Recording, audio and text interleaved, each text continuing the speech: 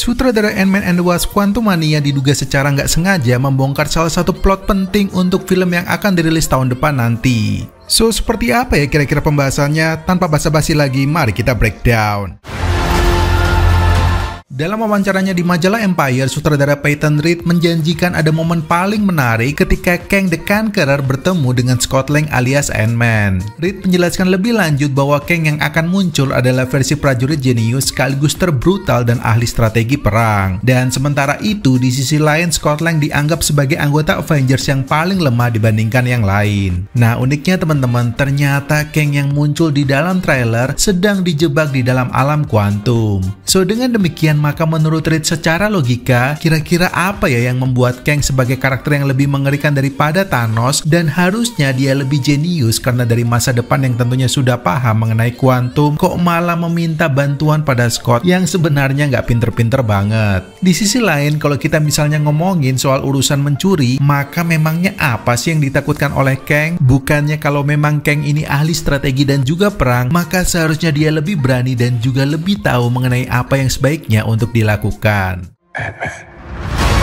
Nah, berdasarkan pernyataan tersebut, maka kini berkembang teori penggemar yang sedang ramai dibahas. Salah satu teori misalnya percaya kalau Kang sebenarnya dijebak di alam kuantum oleh orang kepercayaannya sendiri yang bocoran fotonya sudah banyak beredar, yaitu MODOK. Dicurigai teman-teman bahwa dalam usaha penaklukannya bersama Kang dari masa ke masa, maka MODOK pun ternyata melihat kalau Kang sebagai sosok yang sangat mengerikan dan bahkan berpotensi untuk menyingkirkannya suatu saat nanti. So, untuk mencegah dirinya menjadi korban selanjutnya, maka MODOK pun mencabut salah satu senjata atau energi yang menjadi andalan Kang sebelum kemudian menjebaknya di dalam alam kuantum. Dan masih menurut teori yang sama, MODOK dicurigai menahan Hank Pym untuk membantunya mengembangkan teknologi terbaru.